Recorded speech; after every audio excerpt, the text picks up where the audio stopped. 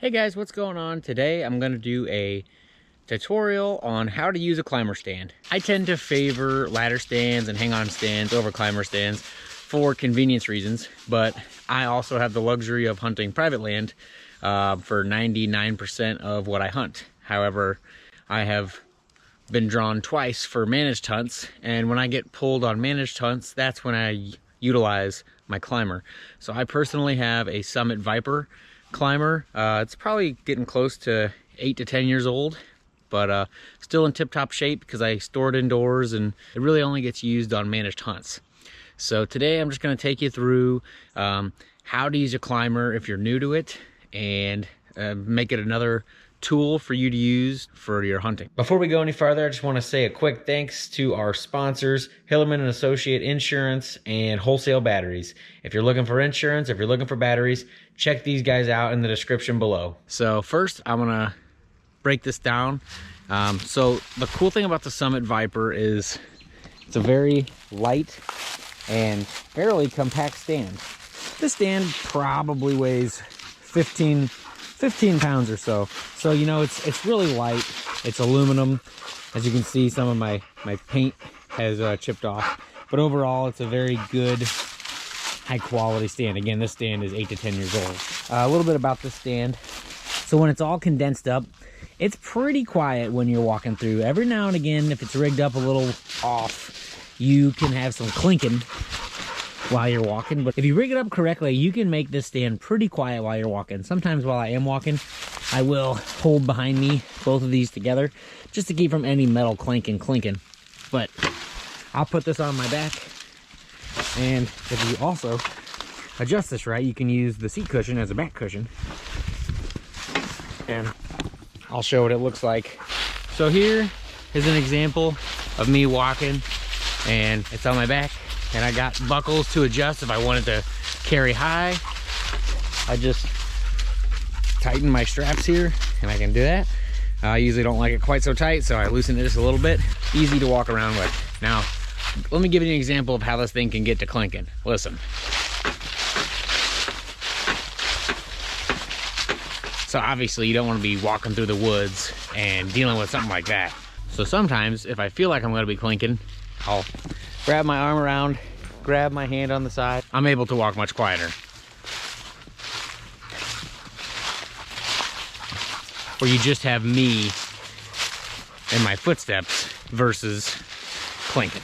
Okay, next I want to talk about the kind of tree you want to find for a climbing stand. So obviously you have these cables, right? And these are going to go around the tree. So you're limited on how big of a tree you can do, and when I put this on this tree, you'll understand a little bit more why it matters. But you need to watch your size of tree, and that can make a big difference. Especially, you got to also pay attention not only at the base, but how quickly it thins and how quickly you go up. So a tree like this size is probably about as small of a tree as I would want to go. Now it looks kind of big because I'm up close, but there's my hand with a 9-inch spread. This is probably almost a 10-inch tree. That's probably about as small as I want to go. This tree, a little more beef to it. I think this would be my more ideal size climber tree. However, something that you have to really pay attention to with a climber stand is the straightness of a tree. And you know, you'll walk around all sides and maybe you can't tell. This tree's got a little bit of a dog leg. So again, it's not the end of the world, but it's something you got to pay attention to, especially to where you're going to be climbing and where you plan on getting your stand up to. Because if you get to a spot where it starts getting a little wonky, it's not going to be very safe and you don't want to fall. So trees that are straight and branchless, more or less, are your friend. And I like to keep a little limb saw in my bag, because like this is even though it's on the smaller side, the 10-inch tree in diameter, there's just a couple of small dead limbs that I'll just be able to saw off or break. So this is just another good thing to keep in mind. Obviously, like a cedar tree that's got branches everywhere, not a good tree for a climbing stand. So it kind of limits you a little bit, but at the same time, you're very mobile with a climber stand. Let's uncradle this stand that I have together, and we'll kind of get it set up on the tree, and I'll talk about a couple things. So on the Summit Viper, if you get down here and look, there's a safety feature where in order to get more cable out, it'll pull this tab down, and then you're able to feed the cable in, pull that up, and access more cable until it comes out completely. Here is the cable all the way out of one piece. So it can be kind of a lot. You definitely want to get to know your stand and a lot of practice before you take it out in the woods. Okay, while I got this cable out, I do want to take a second. If you see right here, my cables are starting to get a little rusty, which tells me it's time to replace these cables. The last thing you want to do is for your coating to rip off, rust your metal, and you be in the tree relying on a rusty cable and it snap, and then you fall to the ground. Well, technically be suspended by your harness, because you should always wear your harness. And we'll get to that, but these cables are due for replacement. But for today's video purposes, we're gonna use them. I'm not going up very high. So I'm gonna use this tree. It's about 10 inches in diameter, and I'm gonna get it all rigged up and ready to roll.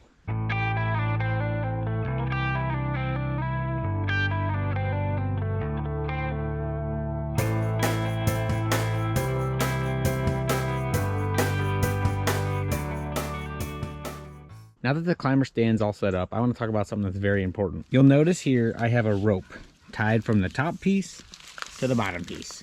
If you're in this climbing stand climbing, how I'm going to demonstrate here in a second, and somehow you manage to lose your bottom platform, and if you do not have this tied, it's going to go all the way to the ground or until it stops, which is going to be out of reach of where you're going to be sitting when you're going to climb this tree. And then you're going to be in a very uncomfortable spot to either A, call for help, or B, scale down the tree like a squirrel, and that's not safe or fun for anyone. So please, please, please, always use a rope and tie your pieces together. You know, there's probably 4 foot between knot to knot, maybe 5 foot, close to 5, somewhere in there.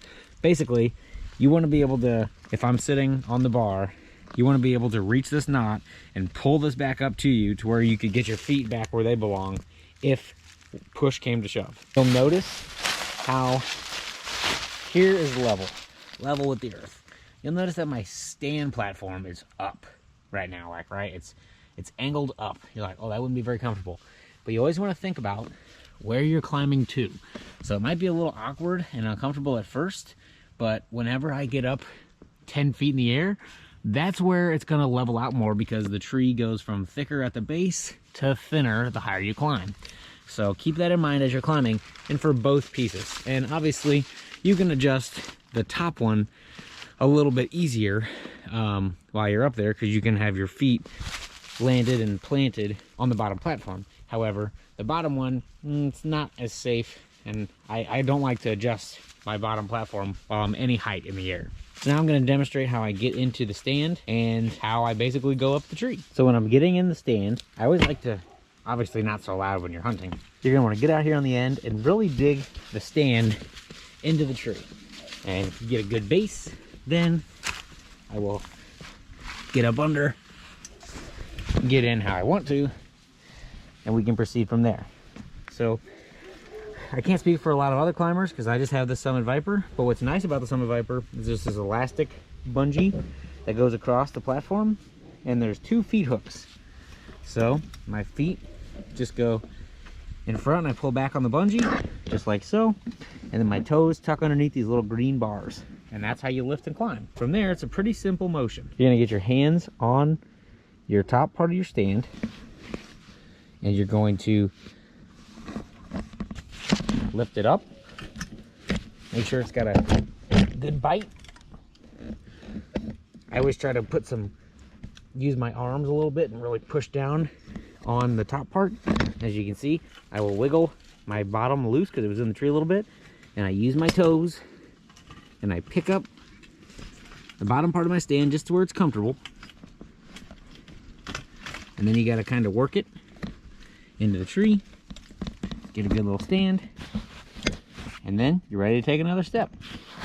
So wiggle it loose. Again, this is where if you have little branches and stuff you got to climb past, you can make noise, or you might have to do a little sawing on a tree. So like I see this one's coming up, but I see it's a dead limb. Look at that, come right out of there. Easy peasy, just throw it to the ground. It's like a branch fell. Now, I will put some weight on this top one, make sure I fully trust it. And if you don't know for sure, kind of keep while your base is against the tree, kind of lean it forward and really just kind of jam into it just a little bit. And it's quiet. So then you're able to lift yourself up to the top platform. Again, now I got my bottom all supported by my feet, pulling my knees up to me against it, and from here, I'm making sure I got a good base and I'm good and strong. And you know, now I'm 4 feet off the ground. Things are looking good. I got another dead branch coming. See, now I just got that much, but honestly, it's easier if it's smooth. So I need my limb saw to take that off completely. But I'll be able to climb around that, I do believe. That's not too bad. Let's say I've reached the height that I want to climb to. So I'm going to take my feet out. I always like to confirm, take my feet all the way out on the end here. Really make sure I'm planted well in the tree. Same with the top piece. I like to really make sure I'm in the tree good, so I kind of bounce up and down a little bit on it. And then it's as easy as setting up your seat, turning it around, you're ready to hunt. Again, I'm not but just 4 feet off the ground, but I am very comfortable with where I'm sitting. Everything's in a good place. It's easy for me to stand up if I gotta stand, and overall it's a very good way to be mobile while you hunt. Another thing I'll say about these climber stands is they have to be one of the most comfortable stands I've ever hunted out of. I do thoroughly enjoy sitting in my climber because the seat is so comfortable. It's almost like a hammock chair where you're just sitting in it. And you know what's nice about this design of the Summit Viper is it's quiet straps that just hold it. So like if I want to get the seat out of my way, I just take my knee, I just kind of slide those back a little bit, and I got that much more platform to work with. And obviously if I wasn't going to get down real fast, I take these tree straps, go around the tree, and my backrest is all set in place. But I'm going to be climbing down here in a second. Something I wanted to touch on also, you should always wear a harness when you are going up in a tree. So even with a climber stand, it's a little bit more of a hassle, but it's still worth it. You should wear your harness. So in order to do this, obviously you'll have your harness on and around you with your tether, and your tether should hook to a safety strap that goes to the tree. Most regular ladder stands, or you can order them separately, but almost everybody who has anything to do with a deer stand has a safety tether, and you would wrap that around the tree, and you want to keep it on there where it's snug, but you can kind of adjust it, and where you can kind of just shimmy it up the tree as you go. And that's basically what you would do. In case something were to happen, you would move your climber, and once you get your top part to where your safety tether is attached to, the strap that goes around, you would then slide said strap about as high as you could reach, and then continue with your climbing.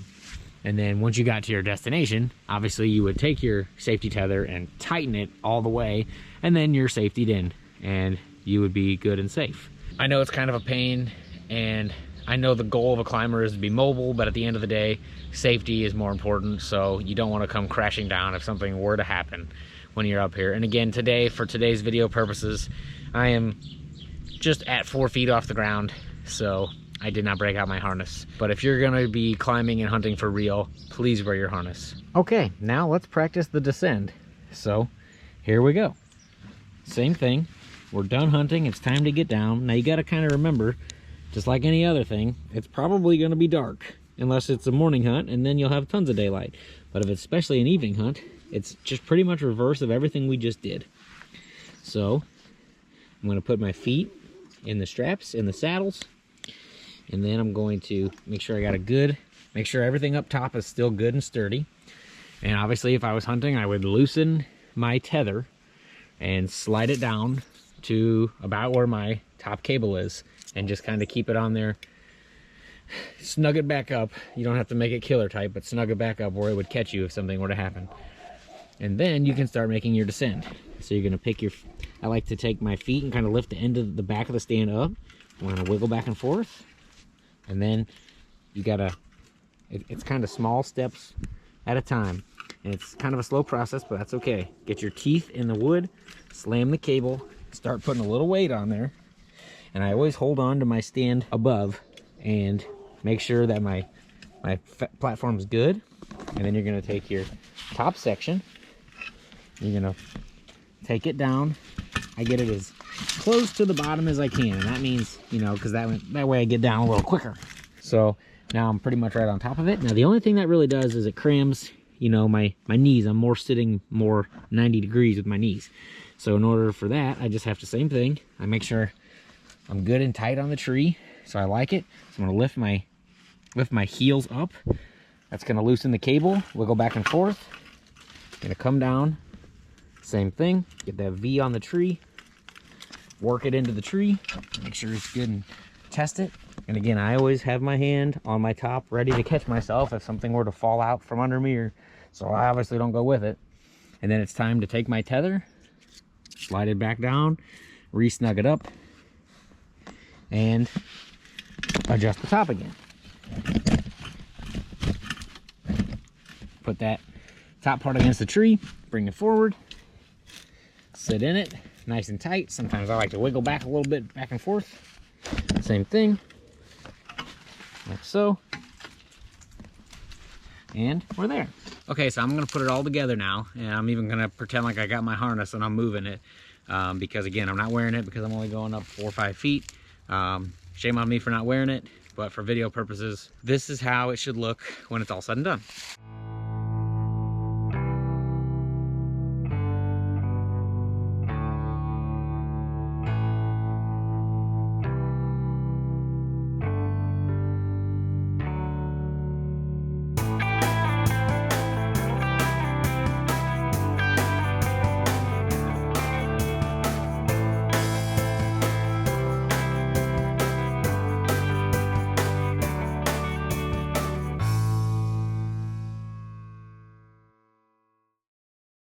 And that is how it should look ascending and descending from a tree in a climber stand. So to recap, some important things. One, your tree. Which tree you pick is important. Obviously you don't want to be on a pencil tree. That's very dangerous. And at the same time, you don't want to be on a tree that's too big because you only have cables that go so big. Another thing to always remember that's super important is tying your two sections together. So if something were to happen, you won't lose your bottom platform and have to call for help or scale a tree down. That would be very unfortunate. Another thing, always wear your harness because it is not worth falling. We do this for fun. We want this to continue to stay fun. Nobody wants to see anybody get seriously injured. So wear your harness, even though it might be a pain in one of these climbers. It's a little bit more antagonizing work to slide it up a tree. It's worth it to keep you from falling. Overall, like I said, the climber is very mobile and you have a lot of choices with the climber. It's not as mobile as a saddle, which is more up and coming now than ever. However, I'm not into it yet. I'm not saying I won't, but as of right now, I'm sticking with my hang-ons, ladder stands, and my climber. It's my comfort zone. It's what I like. I'll have to try the saddle for myself sometime soon. Practice, practice, practice with these climbers. That's all I can say. Practice shooting out of them.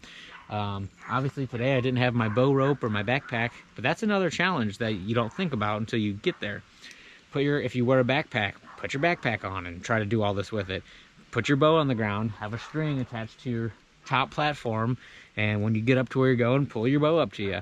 Just stuff that you can practice and be prepared for, so when you're in the real situation, everything is all fine and dandy and there's no surprises that you're like, oh shoot, now what do I do? Now we're gonna put the stand away and pretend like we're gonna pack out, and I'll show you how I go about that. Okay, so I got the climber off the tree. Now it's time to put it back together and get ready to pack out. So remember, your foot platform goes into your top section. So I just slide this right in there like so. Kind of slide them together. Kind of cut the backpack straps so they'll come out nice. They go in there. If you're like me, I like to kind of weave the back cushion, and it allows you to have a little comfort as you walk. Then you got all these straps, and you don't want stuff tinking and stuff while you're going out. Got my backpack straps here. So, put it on like so. Grab my bow, and I'm heading out for the night. Again, The climbing stand is just another tool in the toolbox for you to utilize. If you have one or thinking about getting one, I hope this video has been helpful and has maybe taught you something or made you think about something that maybe you haven't thought about before. Thanks for taking some time today to learn how to use a climber stand. I hope this has been beneficial for you, and I hope that you got something out of it. We'll see you next time.